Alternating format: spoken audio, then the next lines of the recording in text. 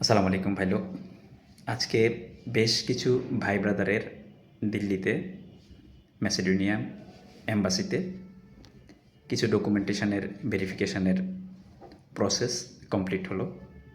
যারা দীর্ঘদিন ধরে ম্যাসেডোনিয়ার নিয়ে একটু পেরেশানিতে আছেন, যাদের অ্যাপ্রুভাল আসছে, অ্যাপ্রুভালের মেয়াদ চলে গেছে, আপনারা স্টিকার পান নাই বা যাদের স্টিকার হয়েছে এখনও পর্যন্ত আপনারা ফ্লাইট হয় নাই, একটু ধীরজ রাখেন। আপনাদের কাজগুলো ভালোভাবে আছে, ভালোভাবে হবে, যাচাই বাছাই করে দেখেন। আপনাদেরকে যদি একটা ভিসা ধরিয়ে দিয়ে আপনাদের কাছ থেকে টাকা পয়সা নিয়ে টাকা পয়সা লেনদেন করা হয়, দিন শেষে ক্ষতিগ্রস্ত হলে আপনারা হবেন, আমরা যারা ফ্রন্ট লাইনে কাজ করি আমরা ক্ষতিগ্রস্ত হব।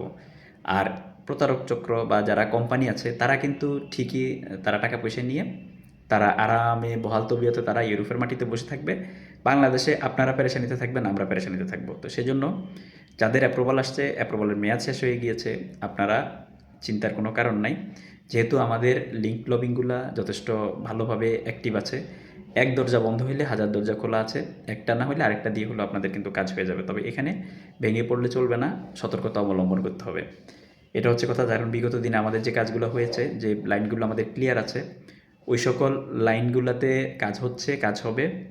এখানে আপনারা যদি ভেঙে পড়েন, যেহেতু সঠিক মাধ্যমে সঠিকভাবে কাজগুলো হচ্ছে, সময় আগে পিছিয়ে লেগে গেলে এখানে টেনশনের কিছু নাই। কারণ এখানে প্রতিবন্ধকতা আসার মূলত অনেকগুলো কারণ আছে, যে এটা আমরা নিজেরাই নষ্ট করে ফেলি। যেমন যে সকল কোম্পানি থেকে অ্যাপ্রুভাল আসছে সে সকল কোম্পানিতে লোক গিয়ে পালিয়ে যাওয়ার কারণে পরবর্তীতে বাংলাদেশ থেকে আর লোক নিয়ে যাবে না। আবার যে সকল কোম্পানি থেকে অ্যাপ্রুভাল আসছে সে সকল কোম্পানিতে লোক যাওয়ার পরে কাজ পারে না, অদক্ষ লোক, তখন কোম্পানি লোক নিতে চাচ্ছে না, অ্যাপ্রুভালের মেয়াদ চলে যাচ্ছে, স্টিকার লাগানো যাচ্ছে না। তো দেখেন, এই ঝামেলাগুলো কিন্তু আমাদের কারণে সৃষ্টি হচ্ছে, আমরাই সৃষ্টি করতেছি। আমরা অদক্ষ লোক যাচ্ছি, আমরা বা গিয়ে থাকতেছি না।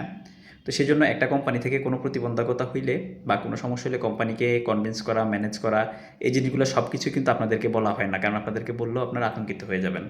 তো যেহেতু কাজকর্ম চলমান আছে, লাইন টাইন ক্লিয়ার আছে, একটা দরজা বন্ধ হইলে উপরওয়ালা হাজারটা দরজা খুলে দেয়।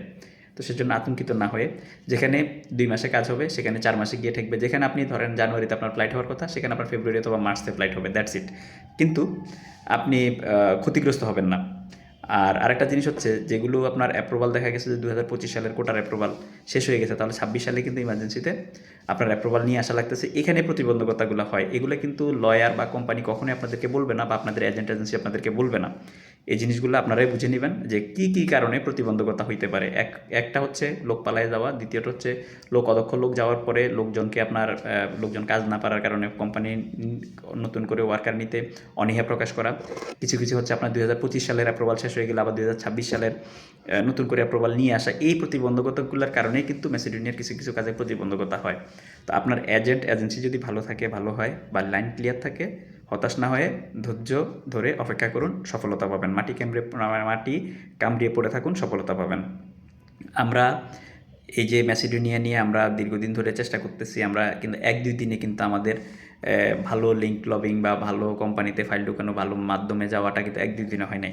এগুলো মাসের পর মাস, বছরের পর বছর চেষ্টা করার পরে গিয়ে কিন্তু সুযোগ আসে, সুযোগ পাওয়া যায়। তো সেই জন্য আপনি অন্য কোথাও ফাইল জমা দিল, যেখানে ফাইল জমা দিবেন, আপনি হয়তো দেখা গেছে যে ফাইল জমা দিলেন কিন্তু ওই লোকের লিঙ্কে নাই, ভালো লবিংয়ে নাই, তাহলে আপনার ফাইলটা কিন্তু জমা দেওয়া পর্যন্তই থাকবে, আপনার ইউরোপের স্বপ্ন আর বাস্তবায়ন হবে না। তো যাদের লিঙ্ক লবিং আছে তাদের কাছে ফাইল জমা দিন, সময় বেশি লাগলেও আপনি যেতে পারবেন। আর আরেকটা কথা হচ্ছে, যারা ইতিমধ্যে ভিসা করে, ভিসা করে ফেলছে, ফ্লাইট দিয়ে ফেলছে, তাদের কাছে তাদের ফ্লাইট এবং ভিসা এবং সফলতা এগুলো দেখে ফাইল জমা দেওয়ার ক্ষেত্রেও একটু সতর্কতা অবলম্বন করবেন। কারণ ভ্যাকেন্সির বাইরেও কিন্তু অনেক ভ্যাকেন্সি পাবো ফাইল নিয়ে বালিশের নিচে ফেলে রাখে। তো এটা হচ্ছে কথা। সব কিছু মিলে ম্যাসেডোনিয়া যারা বর্তমানে 2026 সালে ট্রাই করতেছেন, আপনাদের জন্য ম্যাসেডোনিয়া খুবই খুবই একটি আপনার গুরুত্বপূর্ণ শ্রমবাজার এবং আশার আলো শ্রমবাজার। যেমন বর্তমানে আপনারা যারা ফেব্রুয়ারিতে ট্রাই করবেন, তারা মোটামুটি 2026 সালের মাঝামাঝিতে কিন্তু ফ্লাইট নিতে পারবেন, যদি সঠিকভাবে সঠিক মাধ্যমে আপনারা ট্রাই করেন। ধন্যবাদ। প্রবাসী রিলেটেড নিত্য নতুন তথ্য এবং আপডেট পেতে আমার আইডি ফলো দিয়ে যুক্ত থাকার বিশেষ অনুরোধ রইল। আসসালামু আলাইকুম রহমতুল্লাহ বরকাতুহ।